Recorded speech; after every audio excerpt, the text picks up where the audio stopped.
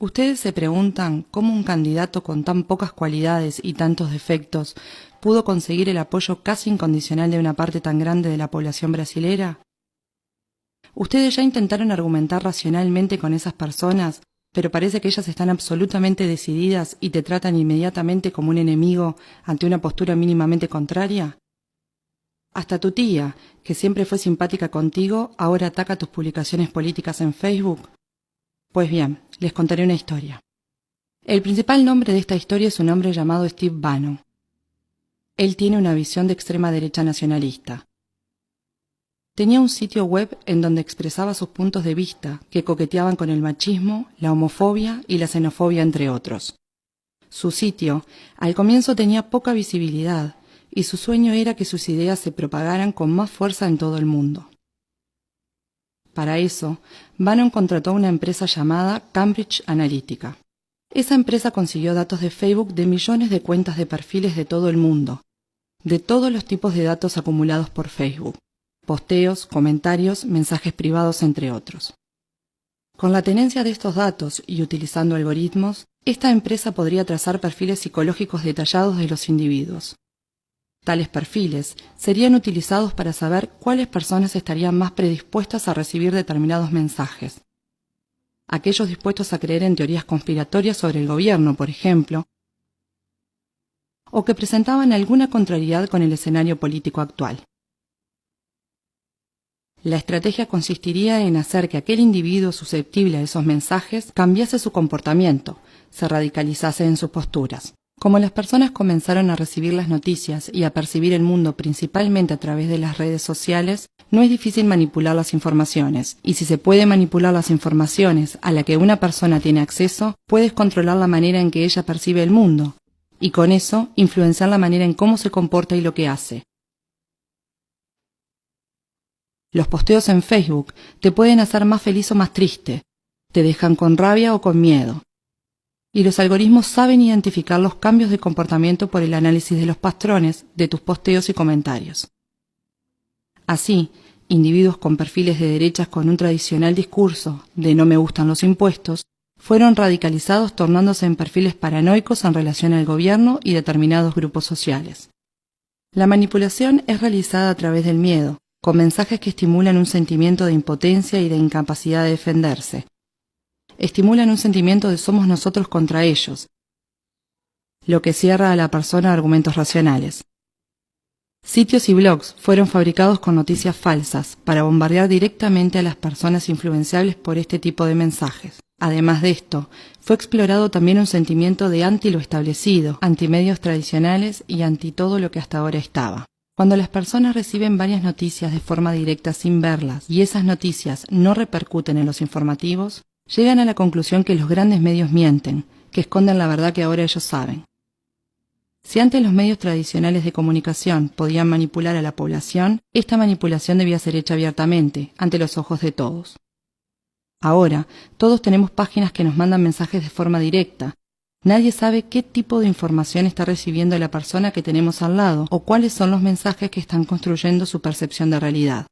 Con ese poder en las manos, Bannon consiguió popularizar entre los jóvenes a All Right, un movimiento de extrema derecha norteamericano que resultó de las protestas Unamos a la Derecha el año pasado en Charlottesville, Virginia. Bannon trabajó en la campaña presidencial de Donald Trump, siendo un estratega de su gobierno. La empresa Cambridge Analytica trabajó también en el referéndum del Brexit, que fue ganado principalmente por argumentos originados de noticias falsas. Cuando la manipulación se comenzó a distinguir, Mark Zuckerberg fue llamado al Senado norteamericano para testificar. Para quien entendía lo que pasaba, quedó claro que la democracia de la nación más importante del mundo había sido hackeada. Pero los congresistas poco entendían del medio social. ¿Y quién estaría dispuesto a admitir que la democracia puede ser hackeada a través de la manipulación de los individuos? Zuckerberg solo estaba pensando en establecer un modelo de negocios lucrativo, con la venta de anuncios direccionados, decían. La recolección de datos y creación de perfiles psicológicos de las personas en las redes tenían una intención aparentemente inocente de hacer que las personas dieran clic en anuncios pagos. Era solamente un modelo de negocios. Pero ese mismo instrumento puede ser usado con finalidad política. Él se dio cuenta de eso y sabía que las elecciones brasileras podían estar en riesgo también. Brasil es una de las mayores naciones del mundo. Facebook entonces tomó medidas activas para evitar que las campañas de desinformación y manipulación ocurriesen en su red. Muchas cuentas falsas fueron retiradas de Facebook en el periodo anterior de las elecciones. Pero no contaban con la popularidad y capitalización de los grupos de WhatsApp. Este es un aplicativo de mensajes directos entre individuos. Por eso no puede ser monitoreado externamente. No hay cómo regular las fake news o noticias falsas. Hacer un perfil falso en WhatsApp también es muy fácil como en otras redes sociales, pero más difícil de ser detectado. Bannon, que soñó con un retorno de la extrema derecha nacionalista fuerte mundialmente, con ideas clasificadas como antiminoritarias, racistas y homofóbicas, y que usó el miedo de los hombres de sentirse indefensos para conquistar adeptos, se encontró muy a gusto con Eduardo Bolsonaro. Bolsonaro dijo que Bannon apoyaría la campaña de su padre con soporte y consejos de Internet. Bannon es un consultor eventual de la campaña.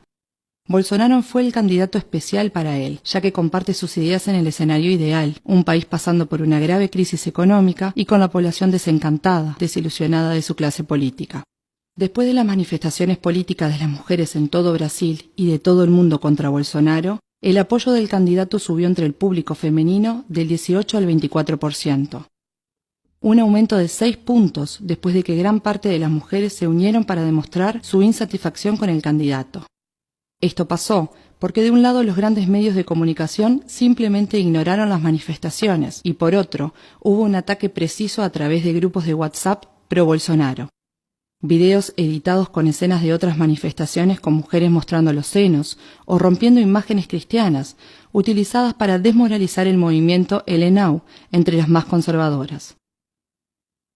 Además, Eduardo Bolsonaro salió a hablarle al público después de la manifestación y declaró: "Las mujeres de derecha son más lindas que las de izquierda. Ellas no muestran los pechos ni defecan en las calles. Las mujeres de derecha son más higiénicas". Esta declaración, que puede parecer pobre o estúpida, es hecha como medida para estimular el sentimiento de repulsión, de rechazo para con el otro lado. Esto no es una novedad. La máquina de propaganda del nazismo alemán asociaba a los judíos con las ratas. El discurso era que los judíos estaban infectando las ciudades alemanas, así como las ratas lo hacían. Ese es el discurso que asocia el sentimiento de repulsión hacia una determinada población, lo que hace que el individuo se quiera identificar con el lado limpio de la historia. He aquí ese 6% de las mujeres que se pasaron a identificar con Bolsonaro. Ahora nos es posible comprender por qué es tan difícil utilizar argumentos racionales para dialogar con el elector de Bolsonaro. ¿Te das cuenta ahora del nivel de manipulación a lo que tus amigos y familiares están expuestos? La pregunta es, ¿qué hacemos? No adelanta confrontarlos y acusarlos de ser influenciables o engañables. Eso solo provoca que se cierren y te clasifiquen como uno de los enemigos que está del otro lado. Es una línea muy fina, ya que si le decimos a alguien que es manipulado, puede sentir que lo estamos tratando de burro o de tonto, lo que solo va a generar un intercambio de insultos improductivos. Tengamos empatía. Esas personas no son todas malas. Están manipulando sus emociones y siendo sometidas a una percepción de la realidad muy distinta a la tuya. La única manera de cambiar su pensamiento es hacer que esas personas perciban ellas mismas que no hay argumentos que fundamenten sus creencias. Pidamos que las personas defiendan racionalmente sus opiniones políticas. Estemos abiertos a oírlas, pero continuemos siempre preguntando más y más, hasta percibir que llegamos al punto en que la persona se da cuenta que no existen argumentos para responder. Preguntémosle, por ejemplo, ¿por qué decidiste por este candidato? ¿Por qué pensás que va a cambiar las cosas? ¿Pensás que él está preparado? ¿Conocés sus propuestas, su historia como político? ¿Cuál realización de él aprobás? Si percibimos que la persona no está pronta para debatir, retirémonos de la discusión. No agredamos ni ofendamos, ya que este comportamiento radicalizaría el somos nosotros contra ellos. Tengamos en mente que los discursos en los que esa persona cree fueron introducidos en ella de manera que hubiese una verdadera identificación emocional, tornándose en una especie de segunda identidad. No es de un momento a otro que algo así se cambia. 2 de las democracias más importantes del mundo ya fueron hackeadas utilizando técnicas de manipulación. No vamos a dejar que esas fuerzas nos pongan unos contra otros. No podemos dejar que rompan nuestro tejido social de manera irrecuperable.